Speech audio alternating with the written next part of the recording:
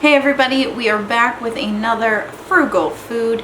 Today we are going to be making some apple butter, which is a really nice recipe for using up apples that are on the verge of going bad, or you just bought too many. No one's going to eat them all before they go bad. So anything that has kind of a spot like that, no big deal. We can turn it into a delicious apple butter. So apple butter doesn't have any dairy or actual butter in it. It gets its name from its rich, spreadable consistency. And super easy recipe. So what we're going to start with is apples. Today I have 3 pounds of apples. I'm going to take the little stems out, but we are not going to core or peel these because I have a food mill that will take care of that for us. If you just have an immersion blender, you can core them and leave the peels on. And if you don't have an immersion blender or a food mill, you can peel and core your apples as well and do this recipe. But a food mill makes it super easy. You don't have to worry about it. So this 3 to 4 pounds of apples is 9 apples. I know I've talked about this before, but part of, being frugal and resourceful is having different recipes to utilize, especially things like produce, in different ways. So you can buy in bulk and make a bunch of different things without going to waste. So this is going to be like a small batch of apple butter because it's only 3.5 pounds. I know a lot of people do like 6 to 10 pounds at a time, but this is leftover apples, so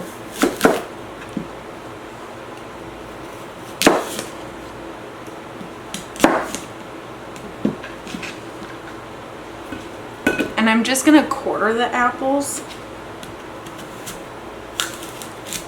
I'm not leaving them whole because I want the spices and the seasoning to really infuse into the fruit as it cooks down.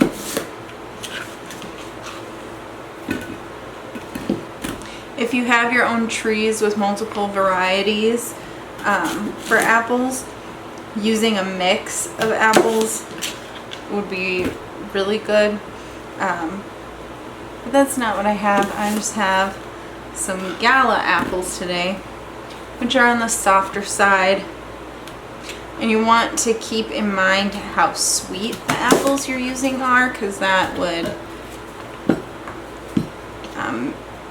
make a difference in your sugar content. So these are sweeter, so I'm not going to use as much sugar as I would if they were like Granny Smith.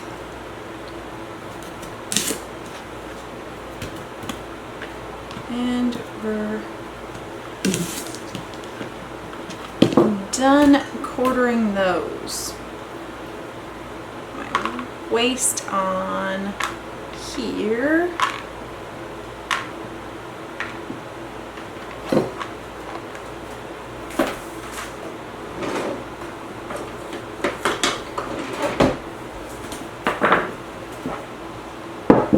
So I just threw our quartered apples into my slow cooker, and we are going to start with the dry ingredients. So I have 1/2 cup of brown sugar,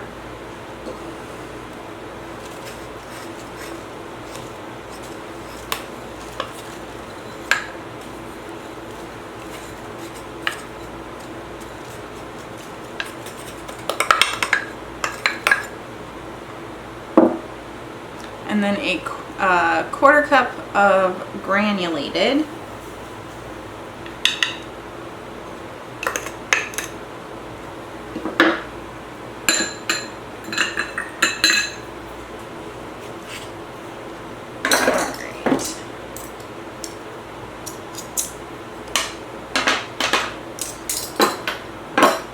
For salt, we are going to do a 1/4 teaspoon. Don't need a lot, just a little bit.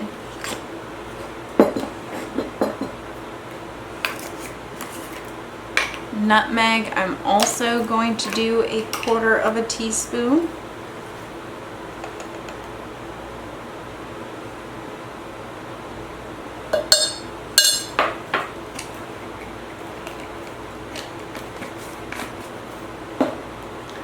I don't really care for clove very much, so I'm just going to do 1/8 teaspoon on that. And actually maybe a little bit less than that. I definitely feel like it adds something to the flavor, but I don't want it to taste like clove.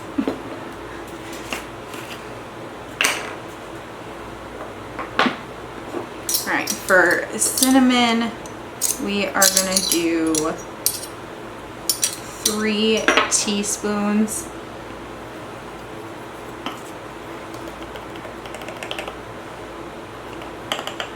We really like cinnamon. I know some people who put a lot more cinnamon in, and some people who just put like a teaspoon.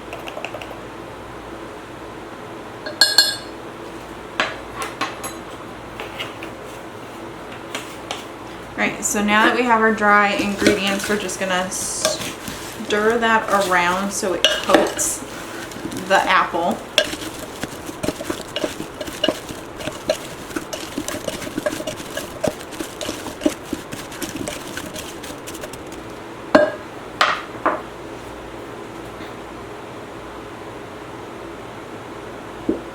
We have a cup of water, to which I'm going to add a teaspoon of lemon juice.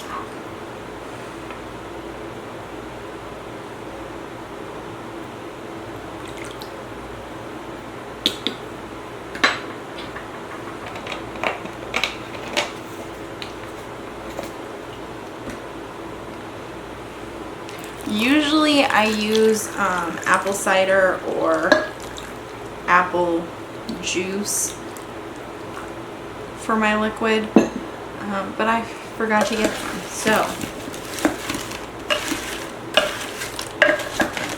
water will work.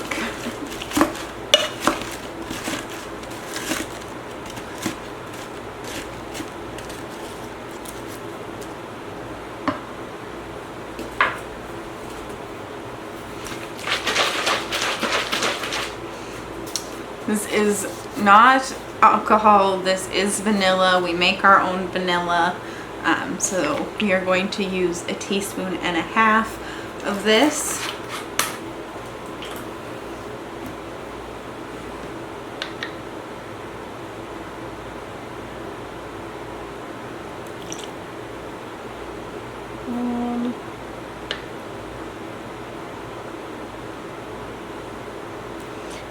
With the homemade vanilla, I really like to shake it up before you measure it out, so that you get like that vanilla bean caviar. It settles on the bottom. So if you shake it, it gets it floating around in the liquid. I'm going to stir this up again.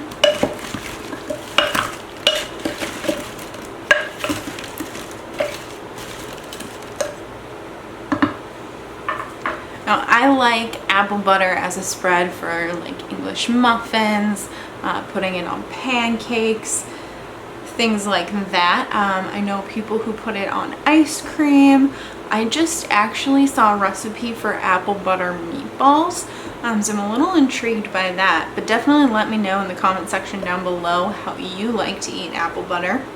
And then we're going to walk this over to our slow cooker.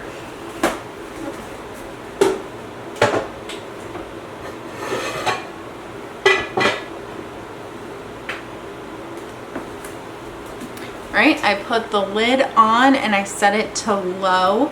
We are going to let it cook for 5 hours. So it's 10 hours on low, 5 hours on high actually.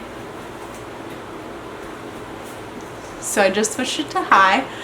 So 5 hours on high, and then we'll come back and we will use the food mill and get the seeds and the skin out and anything else that we don't want in there. And we'll do the rest of the process because it's going to need to cook another 2 hours. So yeah, I'll see you then. Alright, our apples have been cooking away for about 5 hours, maybe a little bit longer, which is totally fine. Now I'm going to get my food mill set up so we can bring the apples over here and get them processed and ready for the next step. So the food mill that I have is the OXO Good Grips. I'll leave the link in the description box. I really like the OXO food mill because it has this nice base that folds out and then helps it fit on top of bowls and pots and things like that, so you don't have to be holding it necessarily the whole time. It comes with 3 different screens, and for this we're going to use the medium. So this side goes into the bowl, so that side's up. And just pop the screen in. There's some little grooves for that. And then you line up the tip of the handle into the hole. Hook the handle on the one end. And move back this black thing and then slide that into place, and your food mill is set up. So we have that ready to go. I am going to transfer the apples into a bowl, and then we'll put this on top of the slow cooker crock and then process them back into the slow cooker. So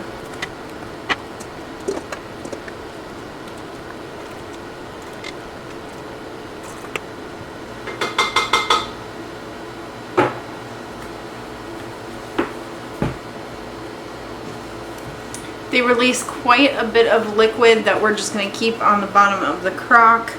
Some of the scoops that I made I didn't drain the juice very well, but that's okay.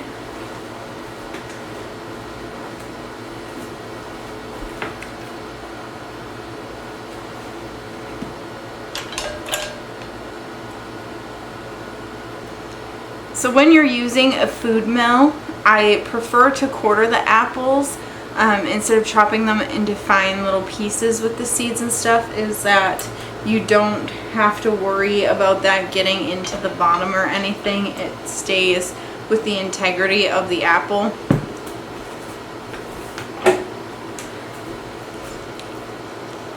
And as you can see, the apples get so soft. We're just gonna scoop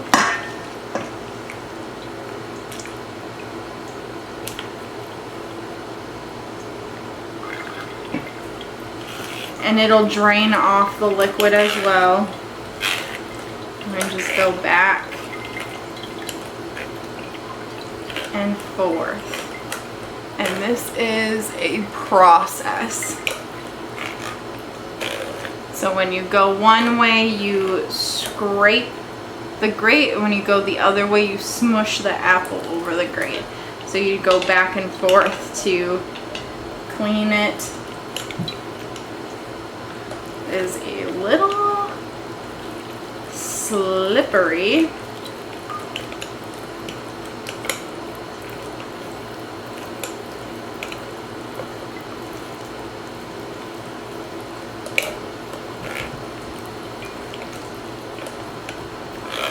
Alright, it's a process, so I will see you back when we have some apple butter puree ready for the next step.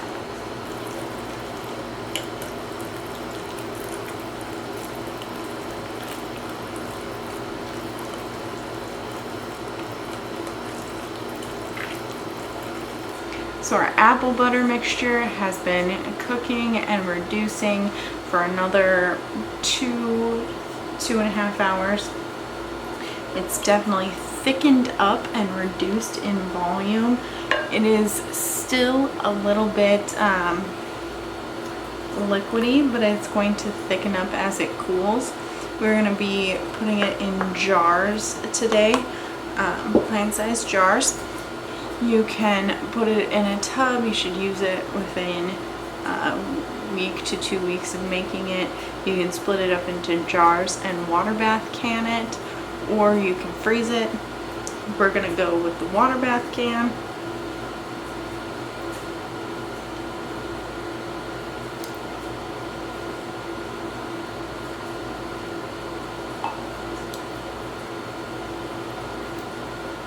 We are just gonna scoop the apple butter mixture into the jars,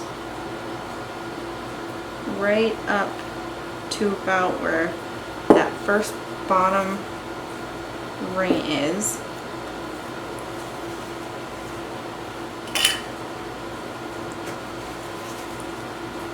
If you are going to can, it's very important to make sure that you clean the top off.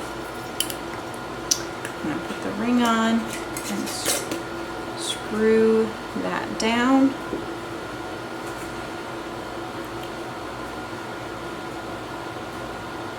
I thought that just using the spoon would be easier than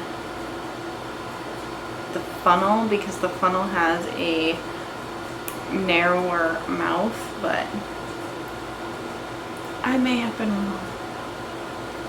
It smells so good. I don't think there's like a better scent combination than apples and cinnamon cooking.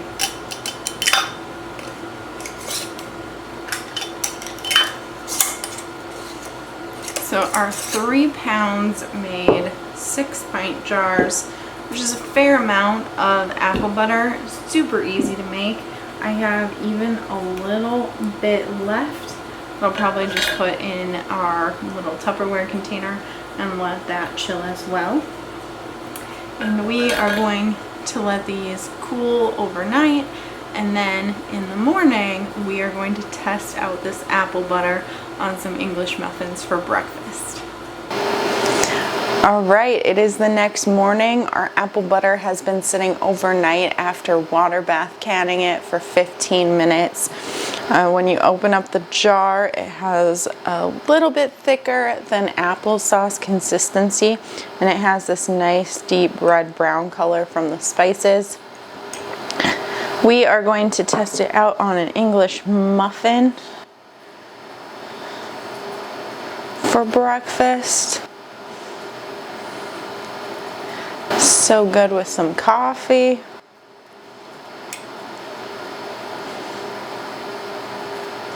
Spread that on there.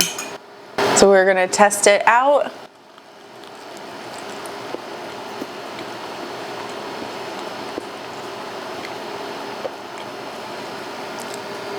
It's so good. It's very apple forward with the cinnamon in there, and just is delicious. And it was so easy. We just quartered apples, threw them in the crock pot.